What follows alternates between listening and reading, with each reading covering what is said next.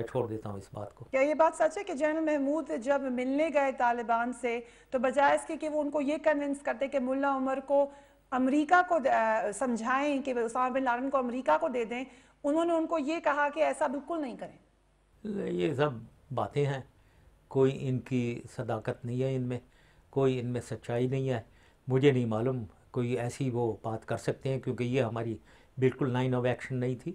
تو میرے خیال میں انہوں نے یہ بات نہیں کی ہوگی، یہ باتیں بعد میں نکلی ہیں. لیکن آپ نے جو ان کو بریفنگ دے کے بھیجا تھا اس میں تو یقیناً یہ بات نہیں کہی گئی تھی. ایسی صورت میں اگر جنرل محمود نے ایسا کیا تو انہوں نے کتنا بڑا جرم کیا؟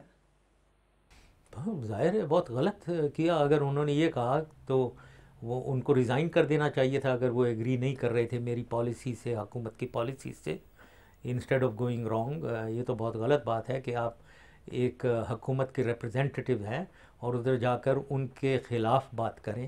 ان کی سوچ کے خلاف ورزی نہیں ہونی چاہیے، نہ انہوں نے کی ہوگی. یہ تو آپ پوچھ رہی ہیں تو میں کہہ رہا ہوں، لیکن میرے خیال میں یہ بات نہیں ہوئی ہوگی. تو پھر جنرل محمود کو برطرف کیوں کیا گیا؟ وہ اس بات پہ نہیں کیا گیا جی. یہ کہاں سے آپ لنک کر رہی ہیں؟ وہ آئے ہیں اور سرو کرتے رہے ہیں کافی. وہ بعد میں برطرف ہوئے ہیں جبکہ ان کے ٹینیور بھی پورا ہو گیا تھا، اور جبکہ ہم نے چیف بنانا تھا، ایک کو وائس چیف بنانا تھا، ایک لیفٹیننٹ جنرل کو chairman of joint chief of staff committee بنانا تھا. اس میں کچھ ان کو پسند بات نہیں آئی تھی. وہ وائس چیف بننا چاہتے تھے، جبکہ میں نے کہا کہ یہ میرے پہ فیصلہ چھوڑیں. تو جب ہم نے کسی اور کو بنایا تو وہ ریزائن کر گئے. میں نے جنرل یوسف کو بنایا وائس چیف، تو یہ ریزائن کر گئے. تو یہ ایسی کوئی بات نہیں، میں نے نہیں نکالا انہیں. آپ نے نہیں نکالا ان کو، لیکن آپ کو پتہ ہے ان کی برطرفی کے حوالے سے بھی بہت ساری باتیں مشہور ہیں، جن میں یہ بات بھی کہی جاتی ہے کہ شاید ان کے طالبان سے کنیکشن تھے، شاید امریکہ کو خدشہ تھا کہ وہ پوری پالیسی کو دل سے نہیں مانتے. کیا امریکہ نے کبھی ایسا خدشہ ظاہر کیا تھا؟ یہ دیکھیں جی، ایک تو ہمارے میں ایک بہت بڑی بات یہ ہے کہ ہم اپنے آپ کو اتنا یتیم سمجھتے ہیں کہ جی امریکہ بادشاہ جو ہے نا، جو ہمیں چھینک بھی مار دے تو ہم گھبرا جاتے ہیں. ایسی کوئی بات نہیں ہوتی، کم از کم میرے ساتھ تو کبھی بھی ایسے نہیں ہوتی تھی. ٹھیک ہے جی، تو ایسی کوئی بات ہے. امریکہ جو مرضی سوچتا ہو، مجھے کوئی پرواہ اس کی نہیں تھی. مجھے اپنا دیکھنا تھا، پاکستان کا دیکھنا تھا، اور اس لیے جنرل محمود کے خیالات جو ہیں اس کے بارے میں کبھی امریکہ نے مجھے کچھ نہیں کہا. میں جنرل محمود کو جتنا میں جانتا ہوں اور کوئی بھی نہیں جانتا. امریکہ کو کوئی ضرورت نہیں ہے مجھے بتانے کی کہ جنرل محمود کی کیا کوالٹیز ہیں. میں ان کو 30 سال سے جانتا تھا. وہ اس ریجیمنٹ کے ہیں جس ریجیمنٹ میں نے بھی کمانڈ کی ہوئی ہے. میرے نیچے انہوں نے لیفٹیننٹ کرنل بھی سرو کیا ہوا ہے، تو میں ان کو بہت اچھی طرح جانتا ہوں. امریکہ نے مجھے کیا بتانا ہے وہ کیا ہے. نیوز بیٹ کا خصوصی پروگرام، اور آج ہمارے خصوصی مہمان ہیں پرویز مشرف صاحب، لندن سے ہمیں جوائن کریں. وقفہ لیں گے، اس کے بعد بہت سارے مزید سوالات پوچھنے ہیں. Keep watching news bat.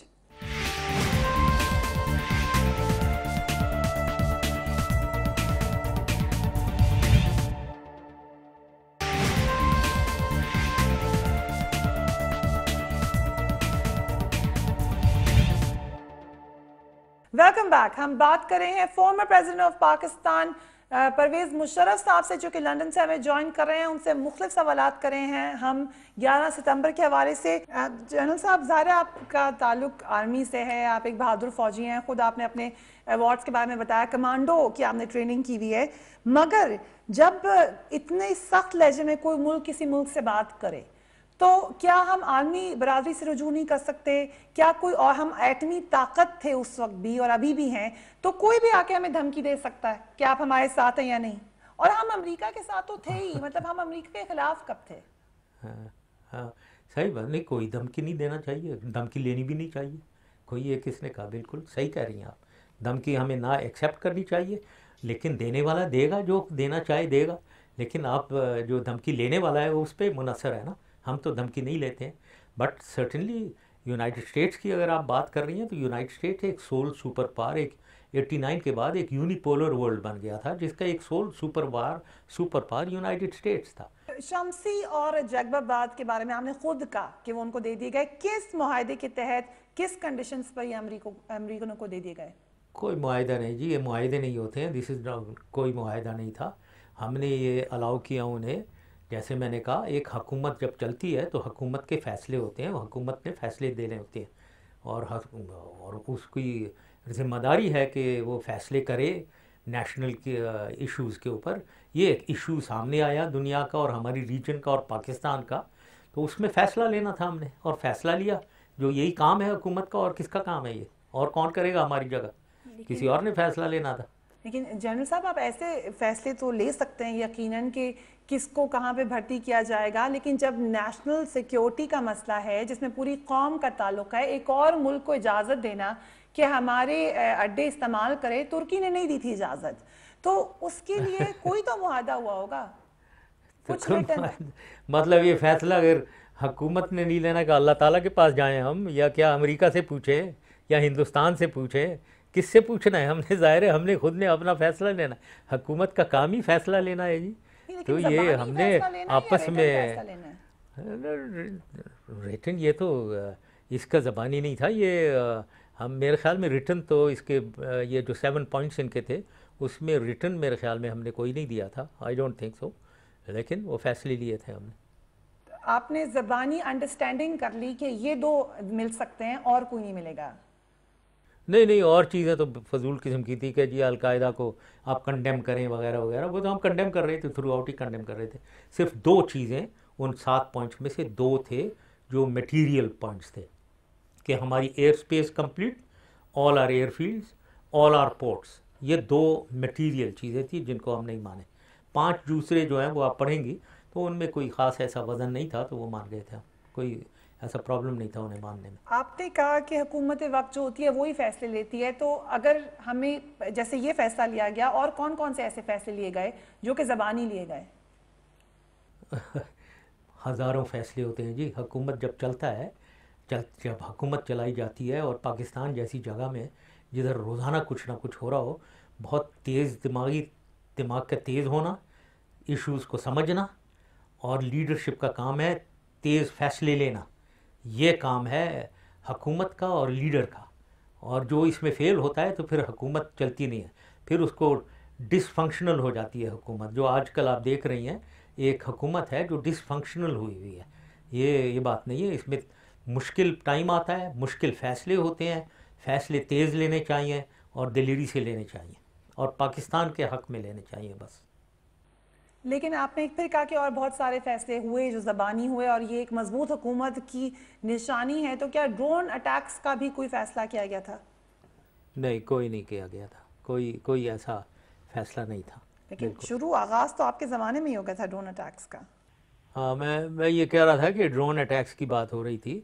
میں یہ کہہ رہا تھا کہ اس وقت کیونکہ میں ڈائریکٹلی پریزیڈنٹ بش سے اور جنرل کولن پال سے میرے میں اتنی کانفیڈنس ہوتی تھی, اور ان کو اور ہمارے میں ٹرسٹ اتنی تھی کہ میں ڈائریکٹلی ٹیلی فون کر سکتا تھا, انہیں کہہ سکتا تھا اور کہتا تھا کہ یہ ہماری انٹرسٹ میں نہیں ہے, یہ کیوں ہوا ہے وغیرہ, تو اس لیے کنٹرول میں تھا. دوسری چیز, ہم نے فورس بنائی ہوئی تھی, ایک SOTF special operation task force, جو SSG ہمارے اسپیشل سروس گروپ کمانڈوز کے, اور ان کو ہم نے ہیلی بارن کیپیبلٹی دی, انہی سے لیے, ہیلی کاپٹرز لیے, انہی کے پیسوں سے لیے, ان سے دلوائے, اور ان کو نائٹ کے فلائنگ کیپیبلٹی دی.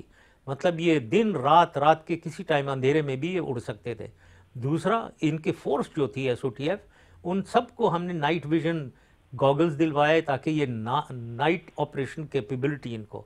یہ فورس ایک ایور ریڈی فورس ہم نے رکھی ہوئی تھی کہ اگر کوئی ٹارگٹ آئیڈینٹیفائی ہوتا ہے, ملیٹنٹ ٹریننگ کیمپ یا کچھ بھی آئیڈینٹیفائی ہوتا ہے, اس کی نوعیت دیکھ کر ہم اس کے یا تو ہیلی کاپٹر گن شپ سے, اپنے ہیلی کاپٹر گن شپ سے اٹیک کرتے تھے, یا ہماری ایئر فورس کے پاس بھی PGMs ہوتے ہیں, پریسیجن گائیڈڈ میونیشنز, ان سے بھی اٹیک کر سکتے تھے ہم. اور اگر کوئی ایسی فورس ہے جس کو سراؤنڈ کر کے مارنا ہو تو پھر ہم SOTF ہیلی بارن فورس استعمال کرتے تھے, اور کئی دفعہ ہم نے استعمال کیا.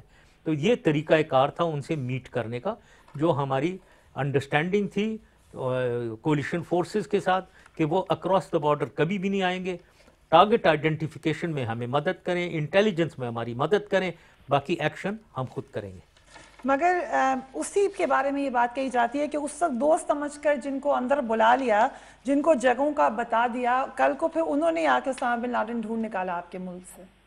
دوست سمجھ کے اندر کس کو بلا لیا؟ ہم نے تو آنے نہیں دیا انہیں. کس کی بات کر رہی ہیں آپ؟ کس کو آنے دیا دوست آپ نے خود کہا کہ آپ نے ان کو آپریٹ کرنے کی اجازت دے دی، ایک نہیں انڈرسٹینڈنگ جی، ان کو نہیں کیا، بالکل بالکل نہیں دی. دیکھیں آپ غلط وہ نہ کریں.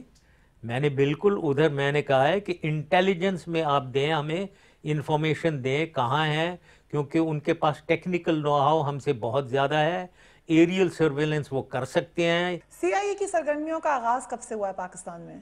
سی آئی اے کی سرگرمیاں تو میرے خیال میں شروع سے ہو رہی ہوں گی جب سے پاکستان بنا ہے. ٹھیک ہے جی. یہ آپ کی جو انٹیلیجنس ہوتی ہیں یہ آپ کو پتہ ہونا چاہیے. یہ انٹیلیجنس ایسا کھیل ہے، اگر آپ سمجھتی ہیں ہندوستان ایمبیسی جو ہے وہاں پاکستان میں، اس میں ان کے انٹیلیجنس کے لوگ نہیں ہوں گے، بالکل ہوں گے. ہماری اگر ایمبیسی ادھر ہے، ہماری بھی انٹیلیجنس کے لوگ ادھر ہوں گے. رشین ایمبیسی اگر ہے، ان کے کے جی پی کے لوگ بیٹھے ہوں گے ان کی اسلام آباد ایمبیسی میں. تو پہلے تو آپ یہ سمجھیں کہ سی آئی اے کے ظاہر ہوں گے، ہمیشہ ہوتے ہیں. تو یہ اس میں کوئی شک شبے کی بات نہیں ہونی چاہیے. ایسے ہی ہمارے بھی ہوتے ہیں. لیکن یہ کس لیول انٹیلیجنس کا پر؟ کام آپ کو ایسے ہی اچھی ہوتا ہے. طریقے سے اس بات کا علم ہوگا کہ جو ایک پرائیویٹ بریفنگ دی گئی پاکستانی میڈیا کو، اس میں جنرل پاشا نے یہ بات تسلیم کی کہ اس وقت سی آئی اے کے اتنے افراد پاکستان میں عمل کر رہے ہیں جس کی ان کو خود بھی ریکارڈ نہیں ہے. یہ کس معاہدے کے تحت یہ لوگ آئے اور کہاں کہاں آئے؟ ہاں یس، یہ کوئی بھی بالکل ہمارے زمانے میں کوئی بھی نہیں آئے تھے، کوئی ان کو اجازت نہیں تھی. یہ جو بلیک واٹر میں سنتا ہوں اتنا زیادہ، آپ اگر 2008 جب میں ادھر تھا اور الیکشنز ہوئی، نئی گورنمنٹ آئی ہے، فیبرری 2008 کے پہلے آپ دیکھیں، اگر ایک دفعہ یہ بلیک واٹر ورڈ کسی ٹی وی پہ یا کسی نیوز پیپر پہ اگر نکالیں تو وہ مجھے بھیج دیں، آپ میں ریزائن کر دوں گا. ٹھیک ہے نا. تو وہ بلیک واٹر جو ہے نام ہی میں نے تو یہ اخباروں ہی میں سنا ہے. یہ ابھی 1-1.5 سال پہلے جب یہ سلسلہ شروع ہوا ہے، تو ہمارے زمانے میں کوئی بلیک واٹر نہیں تھا، کسی کو اجازت نہیں تھی. لیکن ایک نارمل جو انٹیلیجنس آپریشنز جو ہوتے ہیں، ڈپلومیٹک آپریشنز وہ ہوتے ہیں. ہر ملک ایک دوسرے کے ملکوں میں کرتا ہے، وہ سب کو پتہ ہے. ٹھیک ہے. اس کا علاوہ کیا گیا استعمال؟ ابھی آپ نے کہا، آپ نے ٹرسٹ کا ذکر کیا جو آپ کے اور امریکن حکومت کے درمیان میں رہا ہے، اور یقیناً اس کے بارے میں بہت دفعہ چھپا بھی. ابھی فارمر سی آئی اے اینالسٹ اور اس وقت ایک تھنک ٹینک چلا رہے ہیں بروس ریڈل صاحب، انہوں نے یہ فرمایا ہے کہ پرویز مشرف صاحب کے اوپر اعتماد کر کے غلطی کی گئی تھی. Trusting Musharraf was a strategic failure, یہ ان کا کہنا ہے. کیا کہتے ہیں آپ اس بارے میں؟ وہ بروس رائڈل جو مرضی کہتا رہے، وہ پریزیڈنٹ آف یونائٹڈ اسٹیٹس نہیں ہے. ذرا جا کر کولن پاول سے اور جنرل پریزیڈنٹ بش سے آپ انٹرویو لے لیں، ان سے پوچھیں ہاؤ مچ دے ٹرسٹڈ می، اور وہ اوتھینٹک ہے. یا ان کے سی آئی اے کے ہیڈز جو ہیں ان سے پوچھیں. بروس رائڈل کون ہے؟ وہ کہتا رہے جو مرضی کہے، غلط کہہ رہا ہے. آپ کو پریزیڈنٹ بش کے آخری چند دوستوں میں سے کہا جاتا ہے، اس میں کوئی شک نہیں ہے. لیکن اگر آپ اس کو تو آپ خود سوچیں، آپ خود ہی آپ نے بروس رائڈل کی بات کی ہے، جو حکومت چلا رہا ہے، جو پریزیڈنٹ ہے یونائٹڈ اسٹیٹس کا، وہ تو یہی ہے جو آپ کہہ رہی ہیں. تو بروس رائڈل کے کہنے سے کیا ہوتا ہے؟ اس وقت تھے، بالکل تھے. اور اس وقت بہت ذکر کیا جاتا تھا ایک ٹرائیکا کا، جس میں آپ کا نام لیا جاتا تھا، ٹونی بلیئر جو کہ اس وقت وزیر اعظم تھے برطانیہ کے، ان کا نام لیا جاتا تھا، اور ساتھ میں پریزیڈنٹ جارج بش جو کہ اس وقت کے سب سے دنیا کے طاقتور انسان تھے وہ، اور of course the third name was yours, president Musharraf, اس وقت کے پریزیڈنٹ تھے آپ. لیکن آپ تینوں حضرات اس وقت دنیا سے الگ ایک بالکل خاموشی کی زندگی گزار رہے ہیں. کیا یہ اس بات کا ثبوت نہیں ہے کہ شاید دنیا نے اس وقت جو نیریٹو آپ نے دنیا کے لیے لکھا اس کو قبول ہی نہیں کیا؟ یہ میں تو خاموشی کی بالکل زندگی نہیں گزار رہا ہوں. میرے خیال میں نے ایک grains book of record create کر دیا ہے انٹرویوز کا، اور یہ آپ کو جو میں 1 گھنٹے سے انٹرویو دے رہا ہوں یہ اس کی مثال ہے. اور آج میں نے اگر 9/11 کا ہے، اس پہ میں نے CNN کو بھی انٹرویو دے دیا ہے، فاکس کو بھی دے دیا ہے، ARY کو بھی دے دیا ہے، آپ کو بھی انٹرویو دے رہا ہوں، ہر انڈین پرنٹ اور نیوز میڈیا کو، ہر یونائٹڈ اسٹیٹس اینڈ UK کے print media and electronic media, اس کے علاوہ جاپان، جرمن، اٹالین، فرینچ، ان کو بھی انٹرویوز میں نے دیے ہیں. تو میں خاموش بالکل نہیں بیٹھا ہوں. ایک بڑا اہم سوال آپ سے کرنا ہے، لیکن اس سے پہلے ایک بات، آپ نے خود ذکر کیا کہ آپ اتنے انٹرویوز دیتے ہیں. آپ کے خیال سے آپ آرمی چیف رہ چکے ہیں، آپ اتنے اہم پوزیشنز پہ رہ چکے ہیں، آپ کے پاس پاکستان کے بڑے اہم راز آپ کے سینے میں ہیں. کیا آپ کو اتنا ووکل ہونا چاہیے؟ کیا آپ کو ہر کسی سے اتنا ایکسیسیبل ہونا چاہیے دنیا کے؟ کیونکہ آپ کو اچھی طریقے سے یاد ہوگا کہ انڈیا نے کتنا شور مچایا آپ کی ایک بیان کے اوپر، اور کئی دفعہ ایسی بات ہو چکی ہے کہ آپ کوئی بات کہتے ہیں پھر آپ نے خود کہا کہ وہ آپ کو مس کوٹ کر دیا گیا. کیا آپ کو اتنا ایکسیسیبل ہونا چاہیے؟